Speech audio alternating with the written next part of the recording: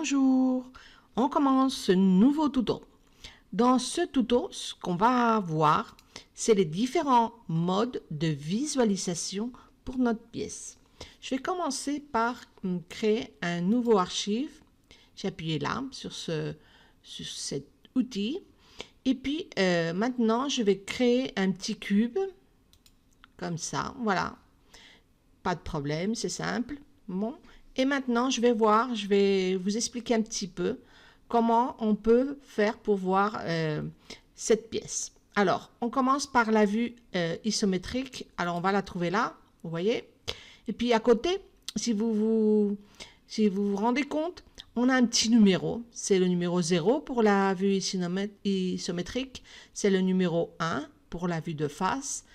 Le numéro 2 pour la vue de dessus, etc. Alors, je vais vous montrer comment on peut bien voir la vue symétrique, c'est celle qu'on a ici. Si j'appuie ici, ce sera la vue de face. Si j'appuie sur dessus, ce sera la vue de dessus.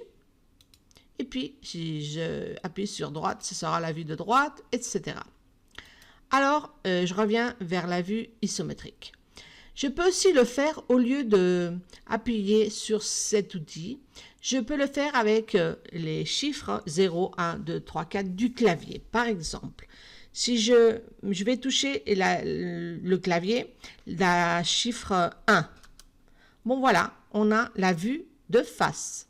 Si maintenant je veux revenir à la vue isométrique, je touche le clavier, la touche 0, et voilà, je reviens vers ma vue isométrique. Bon, si je veux naviguer dans la vue 3D, je peux le faire de différentes façons. Par exemple, je peux utiliser la molette de la souris pour zoomer ou dézoomer notre modèle. C'est-à-dire, je vais dézoomer comme ça, avec la roue, la molette de la souris, ou bien je peux zoomer directement sur ma pièce. Comme ça, si j'appuie sur cet outil-là, je vais tout afficher, c'est-à-dire revenir au point de départ où je peux voir la figure, le cube au complet. Bon, une autre chose, je peux aussi faire une rotation, c'est-à-dire changer le point de vue. Au lieu de l'avoir comme ça, si j'appuie sur la molette de la souris fortement et je le maintiens, je peux changer le point de vue. D'accord? Vous voyez, je peux le changer. Je suis en train d'appuyer sur le petit bouton central de la souris, c'est-à-dire sur la molette. Bien.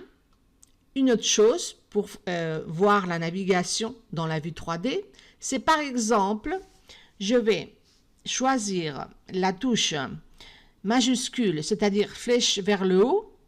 J'appuie sur la touche du clavier.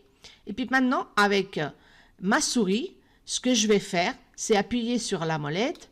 Et puis maintenant, vous voyez, je peux bouger ma pièce vers la droite, vers le haut, vers la gauche, vers le bas.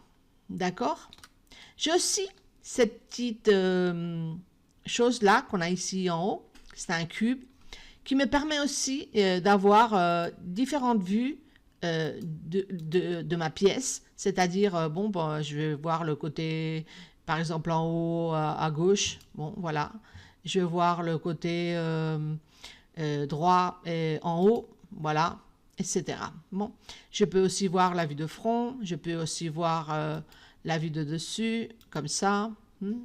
Et puis, pour venir à la vue principale, simplement, je peux faire clic ici, et puis j'aurai un petit menu qui nous permet de changer et de bien tout afficher la sélection, revenir sur la vue isométrique, avoir une vue en perspective, etc. D'accord? Une vue orthographique. Bon, ça, c'est tous les types de vues qu'on a. La vue isométrique, c'est pour afficher la pièce dans une perspective tridimensionnelle classique. La vue orthographique, C'est idéal pour les dessins techniques ou lorsque les mesures précises sont très nécessaires. La vue, par exemple, la vue orthographique, c'est celle qu'on a maintenant. La vue isométrique, c'est celle-là. C'est très semblable. Comme vous voyez, c'est un cube aussi, alors il n'y a pas trop de problème. La vue en perspective, bon, c'est pour normalement voir la pièce plus réelle, plus pareil à la façon dont nos yeux voient. D'accord? C'est plutôt pour présenter déjà les travaux finis. Et puis enfin, tout affiché, bon, c'est pour venir sur la pièce, centrer sur toute la pièce. Et puis je vais revenir sur ma vue isométrique. Attention, orthographique, voilà. Bon, et je préfère la vue orthographique parce que les mesures là sont plus faciles à voir. Il y a autre type de vues plus compliquées, comme les vues en coupe, pardon. Ça permet d'observer l'intérieur d'une pièce. Mais pour le moment, on ne va pas la travailler. Bon, une chose qu'on devrait savoir, c'est comment voir notre pièce. C'est-à-dire, en ce moment-là, on est en train de la voir avec un style de représentation qui est celui qui est bon, c'est le style standard qu'on a choisi pour représenter les pièces.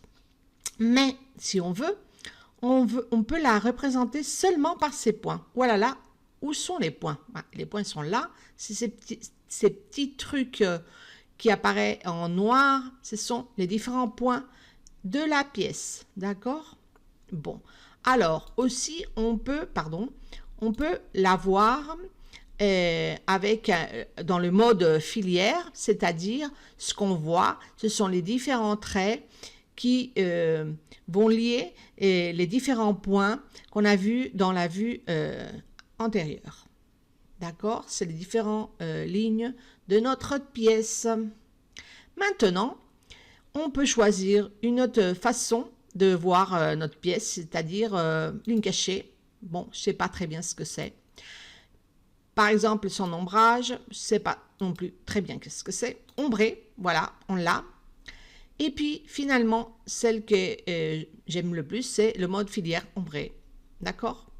Bon, on revient vers celle de défaut, que je pense que c'est la filière ombré. D'accord? Et puis, bon, je crois que c'est fini dans ce tuto. Merci pour écouter.